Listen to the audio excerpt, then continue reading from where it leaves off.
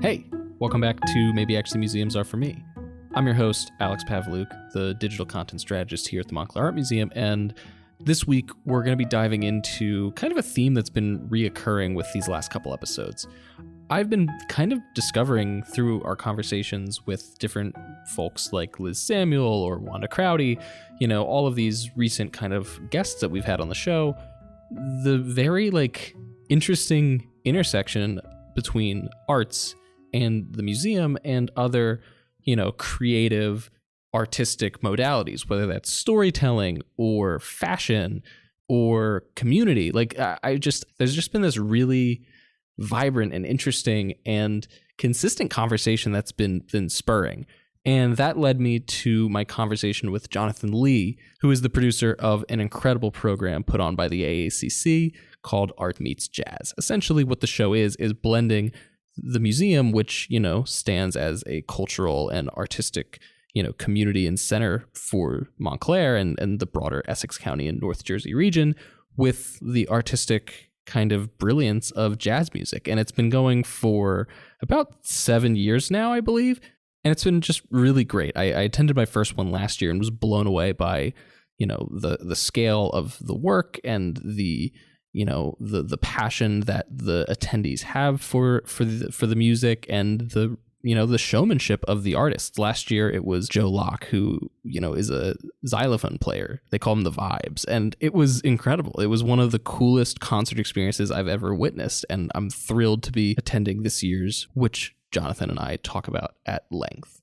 So there's plenty of conversation, and we kind of really jump all over the place in regards to Montclair in North Jersey as a hub for jazz, and on top of that, the connection that the museum and the fine arts, the fine visual arts, play with the dynamics of blending music and jazz and storytelling.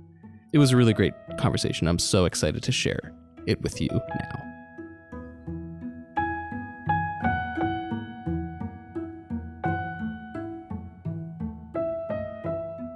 Hi, Jonathan. How are you, Alex? I'm good. How are you doing? Busy getting ready for this event, but I made it to the third floor, so we're here. We're doing it. We're here. Well, thank you so much for coming on to Maybe Actually Museums Are For Me.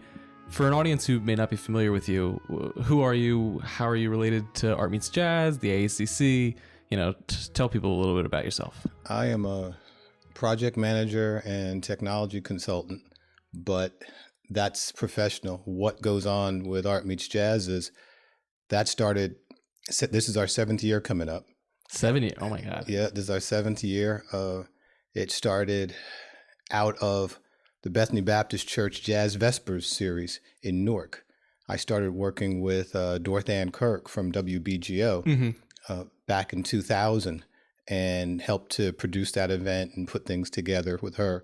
And we're celebrating our 25th year right now. So we're in that season. Congratulations. That's incredible. Thank you. Doing remembrances, having some amazing artists come up, and we'll go through June.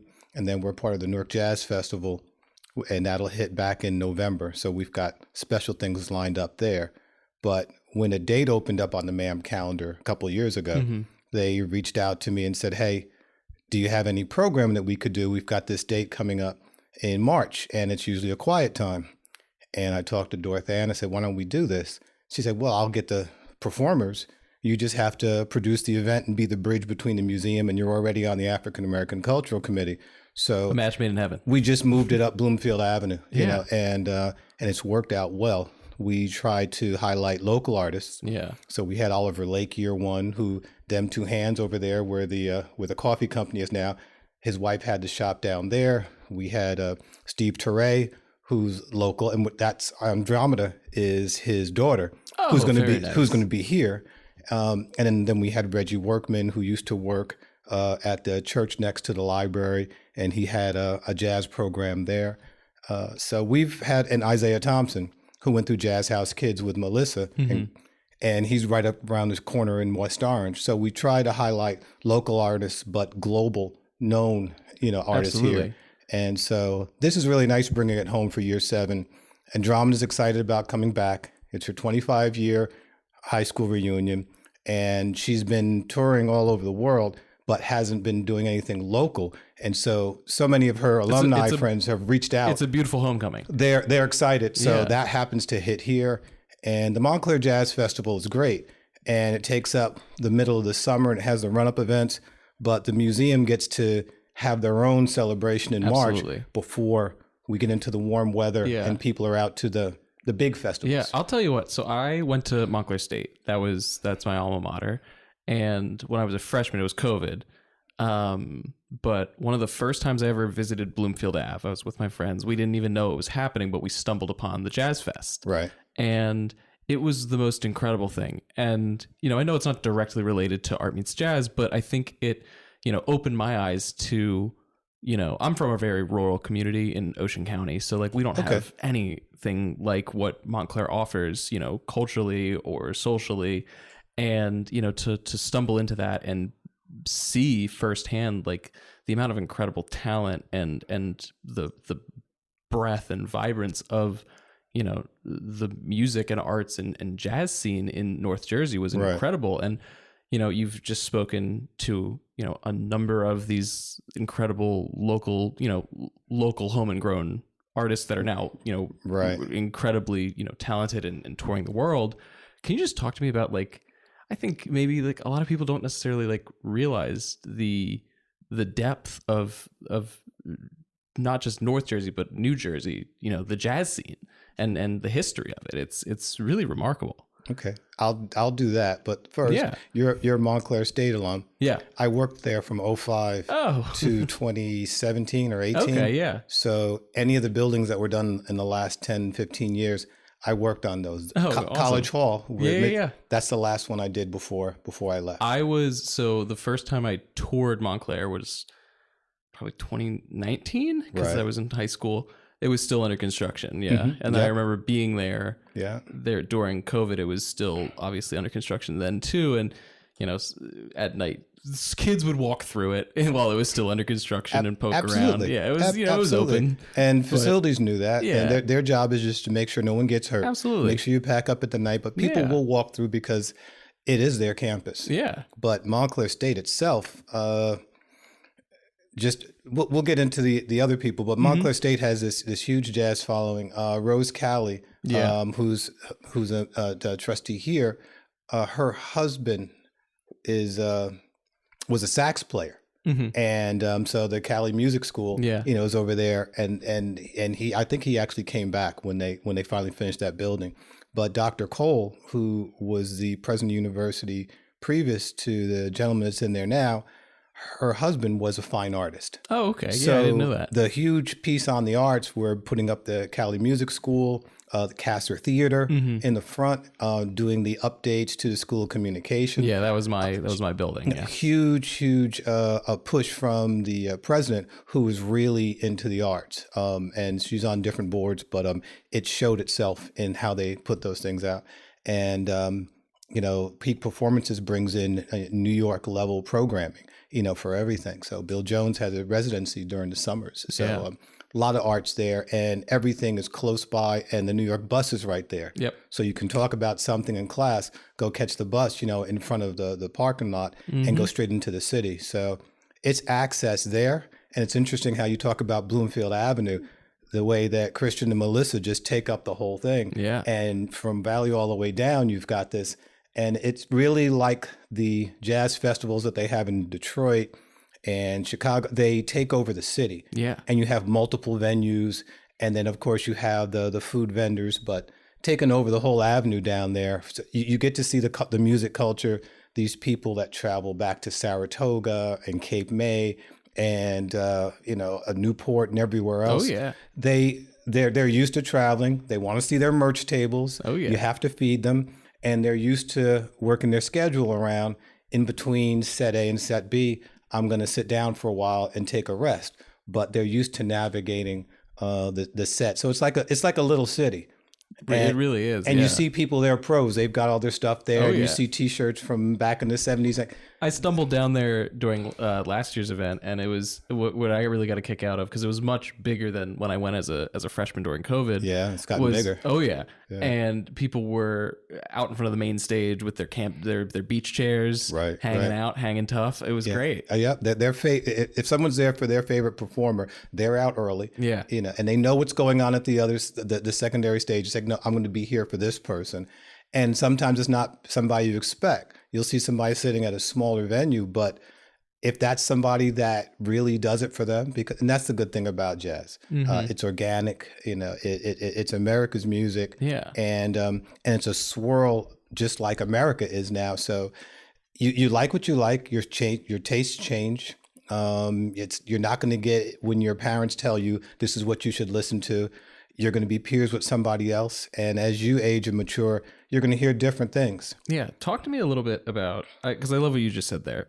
I've gotten the pleasure of working with Nanette Carter a little bit, who's on view at the museum now. And, when I was filming with her, installing some of the pieces, she's playing Duke Ellington. She's getting into the swing of things. She's great. And, I think this conversation is, at least in my brain, leading towards the broader question. I think the nucleus of this episode in a lot of ways, which is, how do art and jazz, and music broadly complement each other in creating this immersive experience, both within the museum, which, in a lot of ways with events like this, really established itself less of, the traditional sense of a museum and more of a arts institution, a cultural institution. Right. And the programming that, goes on there. Right. Yeah, that's my fault. That's my fault. I brought that in. Ben Jones is one of the founders of the African American Cultural Committee. Ben is very much into the arts, but creators create. Yeah. So when you meet people in an art space, so this musician hangs out with this person, or this dude over here paints, but he's hanging out with somebody else who's in architecture, but he likes this. And so those things intersect. They intersect from the level of grant funding.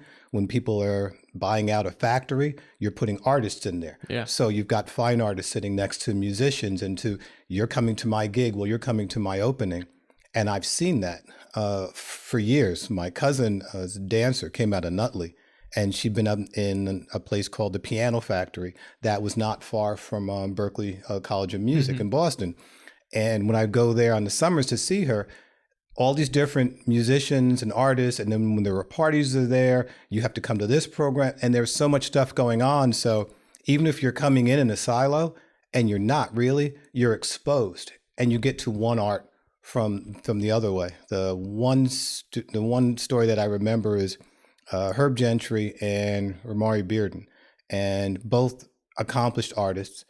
Bearden was a huge jazz hit, and there's a video out there of the two of them coming into a studio and setting up, and Bearden comes in, puts on tape player. Yeah, there was tapes back then. He put on the cassette player and starts playing something. And they really just laid out canvases on a couple of tables, and they start going at it.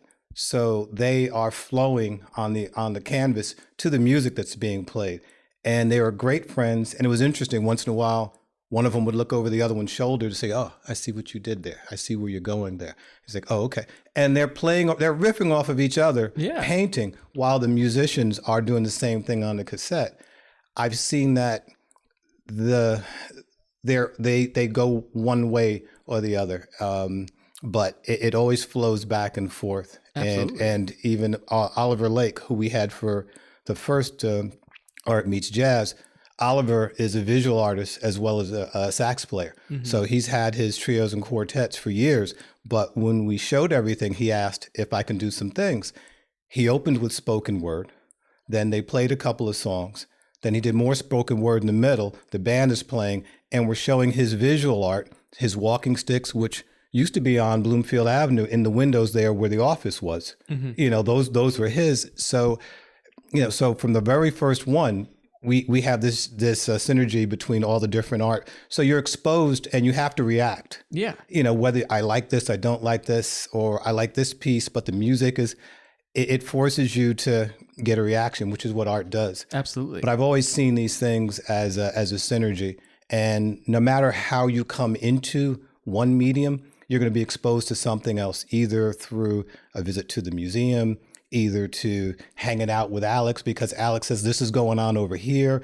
And if you run into me, I'm usually on my way to one thing because I'm still promoting and working on the things for Bethany because we have to get through this 25 year, but I'm producing this here. And when I first started doing the museum events in 2015, I was bringing in other people I knew from the arts. So we had Savion Glover, and we did Bringing the Noise, Bringing the Funk retrospective here, which was not a traditional thing like a book talk or an art talk. It's like, but the people who showed up are the same people that we would see, when we're doing Galen or Babson supported lectures and things. Absolutely. So the arts space is fluid. It certainly is, and I think there's a very deep intersection between. It's a conversation I keep coming back to. I feel like every single, like the last 5 episodes, it feels like I keep stumbling into this intersection of arts and other mediums, whether it's, we interviewed Liz Samuel from Montclair Story Salon, who we talked about, we talked about the intersection between arts and storytelling, oral storytelling. Right. We talked about the, intersection between arts and fashion briefly on our last episode. Right. Obviously in this episode, we're talking about the intersection of arts and music, jazz more specifically. Right. And, I think that what this event does and what events like Story Salon or our film forums that the AACC does, right. They engage audiences to think about a slew of different art forms, whether that's the fine arts or the visual arts or, storytelling, music, dance, the stage productions. It doesn't matter what it is, what the modality is. Right. It forces you to examine them in a new way, oftentimes by the complements that each medium provides to the next. Right. And storytelling is key. You're absolutely right.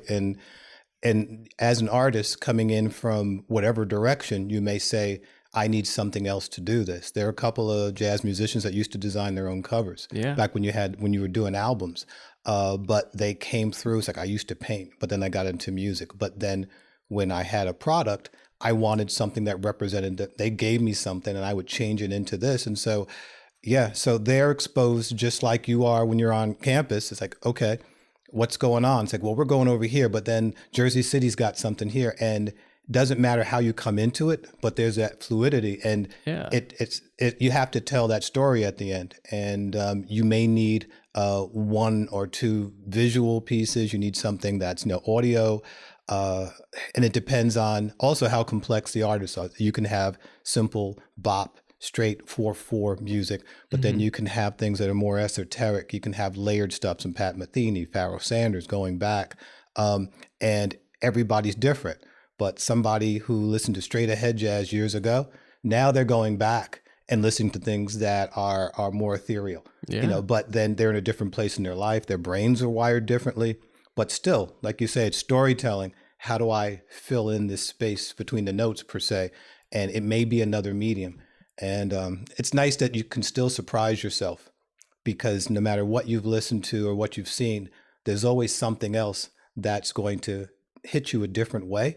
And that'll send you in a direction to another art, another artist, another space, another group of people that will expose you to the next thing. So, it's fluid. It really is. And I think, events like Art Meets Jazz help open that door for people. Kind of circling back to the event itself, can you talk to me a little bit about, the programming of this year and what audiences can expect with Andromeda? Andromeda, Teray, Montclair High 2000. I met Andromeda about 2 years ago. Dorothy Kirk, when she started with the Newark Jazz Festival, John Schreiber, the exec at NJPAC, started a series called Dorothy's Place. And she would have several months where she would bring in jazz musicians and they'd use the Theater Square Grill, the little cafe downstairs. And that would be a supplement to the things that they'd have in Victoria Hall or the other space. And Andromeda did a set 2 years ago. But I had already met her father, Steve, when we had him here. And my younger brother is a sound engineer. He's worked sound engineer for the Jazz Vesper series for years. So Bill would be doing sound checks, setting up for people. He's like, oh, I want you to meet this person.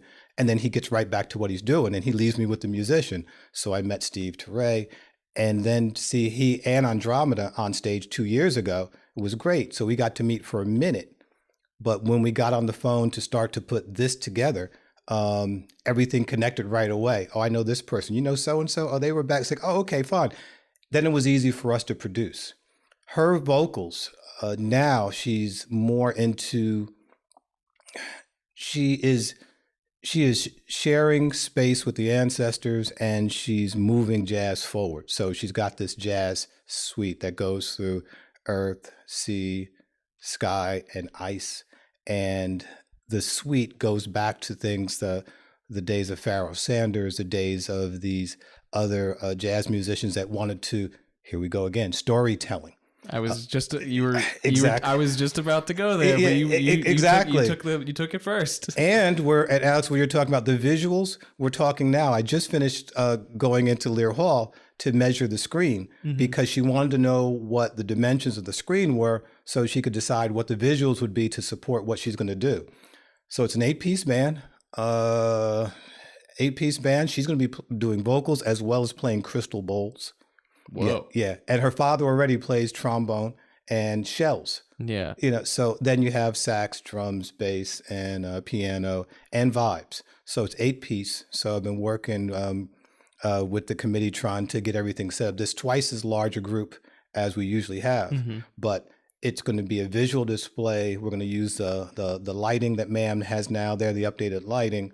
It's going to be a full stage. We've got the full reception and everything from 6 to 7.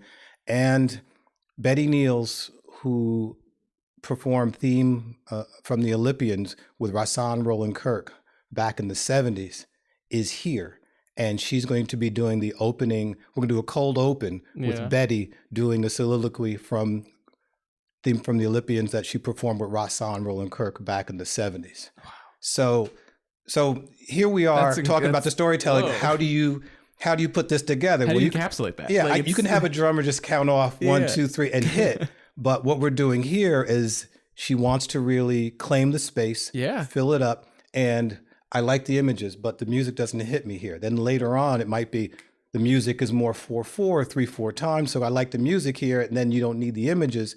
It's going to force people to come in somewhere, but she's going to fill the space with her ideas, and it's going to be visual as well as, I think it's going to be one of these meditative moments, because that's really where she's coming from with this. And so our conversations have been more about how do we curate the space?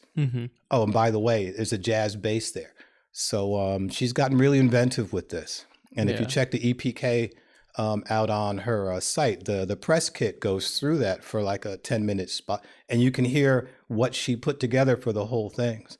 And it was 25 plus different instruments that they used on this.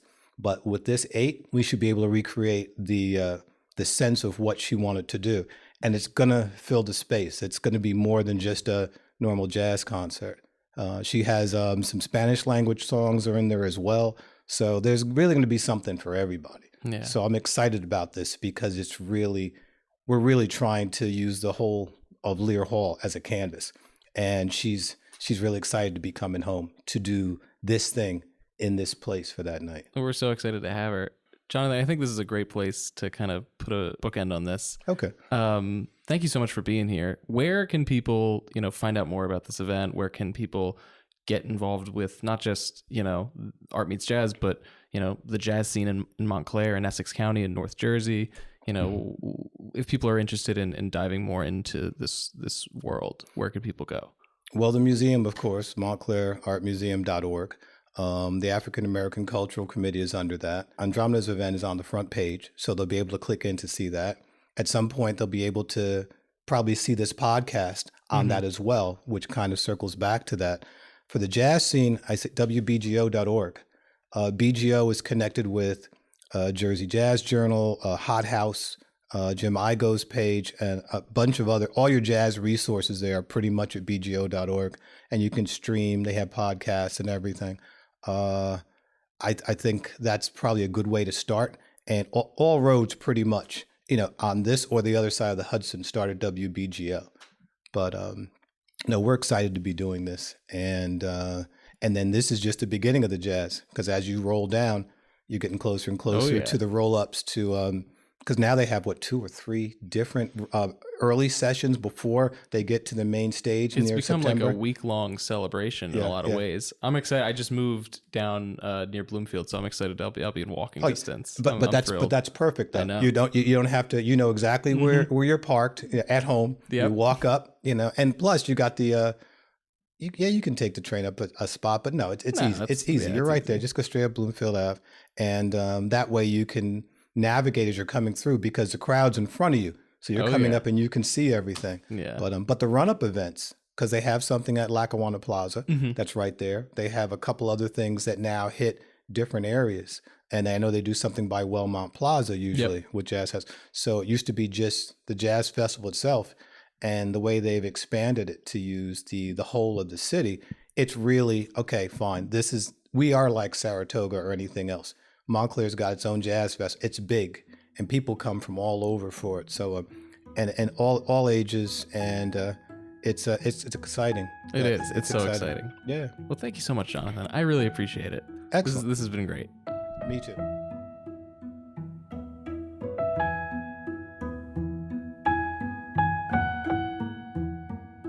That was Maybe Actually Museums Are For Me. Thank you so much, Jonathan, for joining me in this episode. Again, if you're interested in coming to Art Meets Jazz, you can check out our website. That's just montclairartmuseum.org.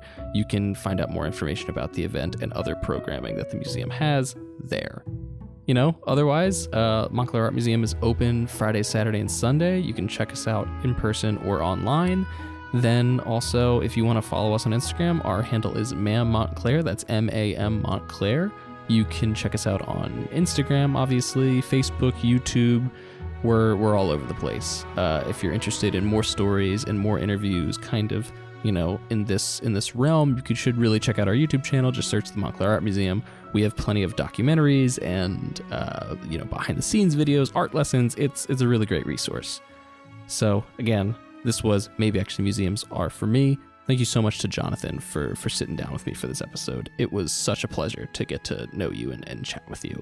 And I'm so excited to see Art Meets Jazz on March 20th, 2025.